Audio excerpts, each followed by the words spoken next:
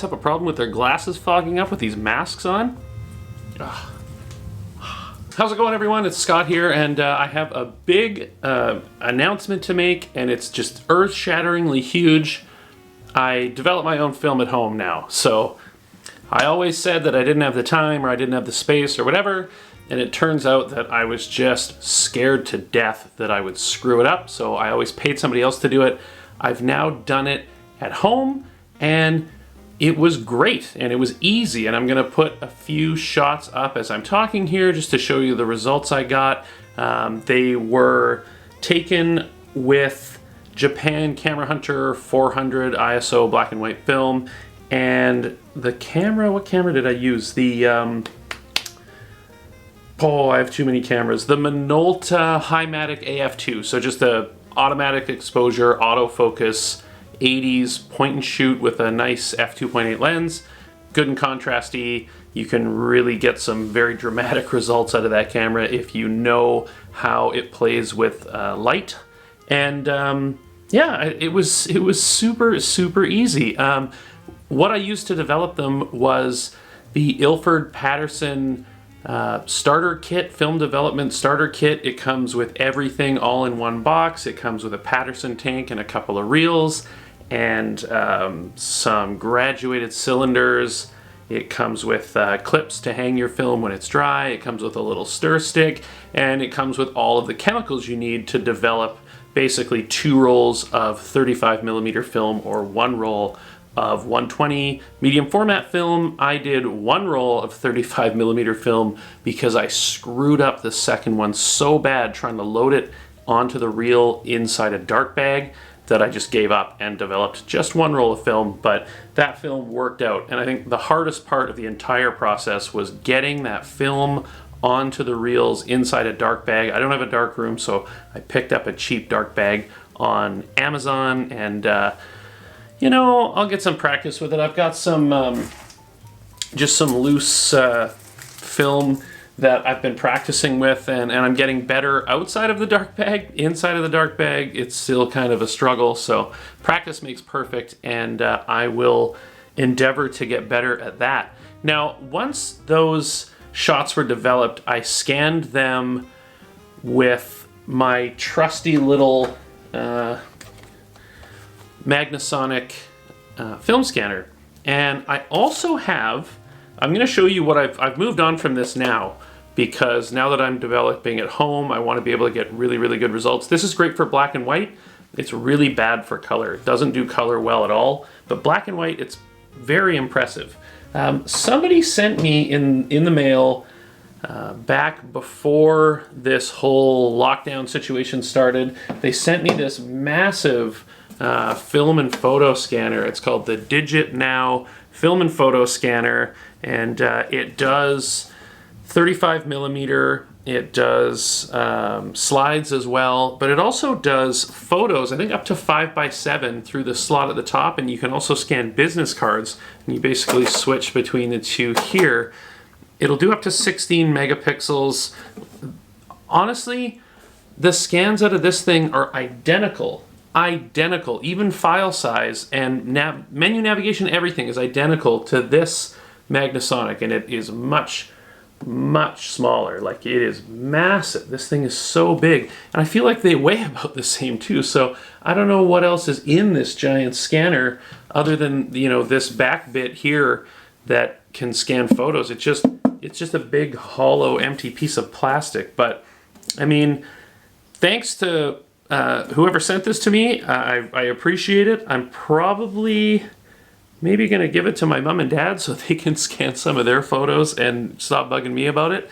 But I'm just gonna give you my biggest annoyance with this thing right off the bat, and that is this film holder. Now, it seems great to have a film carrier that holds your negatives flat so you can scan them, but can anybody see the issue that I would have with this film carrier right off the bat? It might not be obvious to those who don't keep their negatives or just store them rolled up, but if you archive them at all in sheets in a binder, those sheets fit 5 frames in each strip. This is 6 frames, and it's not open-ended. So when you open this up, which is also very hard to do, okay, it wasn't that hard that time, it's got this hard edge on either side that doesn't let the film pass through. So you either have to cut your negatives into strips of 6, which then don't fit in your archival sheets, or you cut them into 5, and then they don't really lock in properly. They kind of slide around in here. There are some teeth inside that are supposed to hold it in place, but it doesn't really work that well. So if this would have been 5, this would have been so much better to use. And yeah, like the Magnasonic film carrier is just one, but it's open-ended, so you can just slide your negatives through just on a big strip and then cut them later, which that's kind of what I do with this thing. Yeah, so if you're in the market for an easy, relatively inexpensive scanner, the Magnasonic is great. This Digit Now, it works. I don't know if I'd call it great, but you know, it definitely scans pictures. So what I have moved on to now is, I'm just going to roll it into the frame here, is a full, can you guys see that if I go back? Yeah, a full mirrorless camera with an old vintage 50mm lens and macro extension tubes on a whole setup here. So this is my regular work table, and I've just made this stand out of some threaded plumbing pipe and a flange bolted right into the table, so it's nice and square. I've got this light table here from Amazon that was, I don't know, maybe 30 bucks or something. And you know, you throw your negatives on there. This would be a great carrier if it was strips of 5. But you throw your negatives on there. I've got this set. It's all pre-focused and ready to go. This camera's just going to live on here from now on.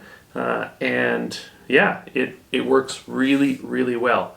Essentially, if you want good color results from scanning your negatives at home, just skip those tabletop scanners altogether. I'm just going to pop a couple of quick shots up here from some stuff that I scanned on them in color, just so you can see that they're pretty awful. And the photos aren't the greatest photos either, but the scanner certainly didn't help. And I've now just given in and started a Lightroom account and bought Negative Lab Pro, and I'm going to be scanning a lot more negatives that way. Even the black and white, it works really, really well for different profiles. That it's just the negative conversion works seamlessly, and you get the right kind of contrast, and it's easy to correct white balance.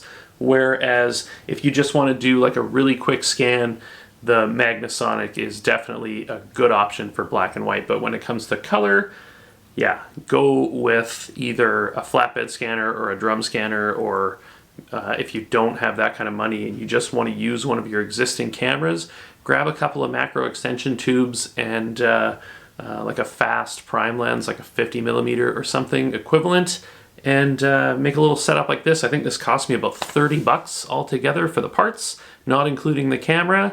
And I already had the macro extension tubes, but you can get those for reasonably cheap online, or from a lot of local camera stores will have sort of generic, non-name branded macro extension tubes as well. So that's pretty much it, guys. No like big tutorial on how to develop your film at home. There's so many other videos out there that are going to do a way better job of explaining that than I am, because I've only done it once and I'm already out of chemicals, because that kit only comes with essentially one-time use chemicals. It comes with a developer, a stop bath, a fixer, and a wetting agent. It gives you enough wetting agent for more than one use because you don't need a lot.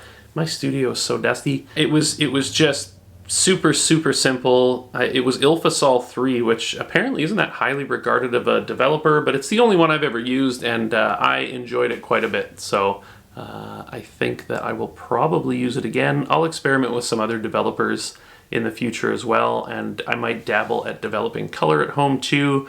I've always been under the impression that color was harder to develop than black and white, so that's why I started with black and white, but I got into a conversation with a couple people on Twitter that seem to think it's the other way around.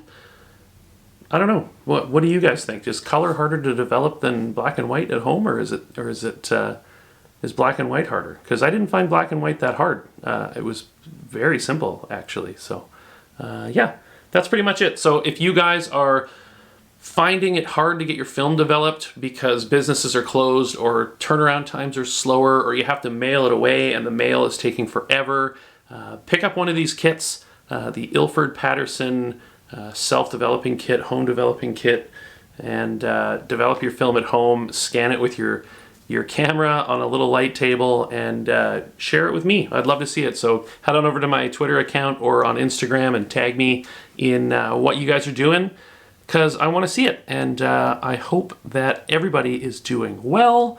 I hope that you're healthy, and it seems like stuff is kind of slowly starting to open back up, and that's great, but just remember to be safe and wash your hands, and I will see you guys in the next video.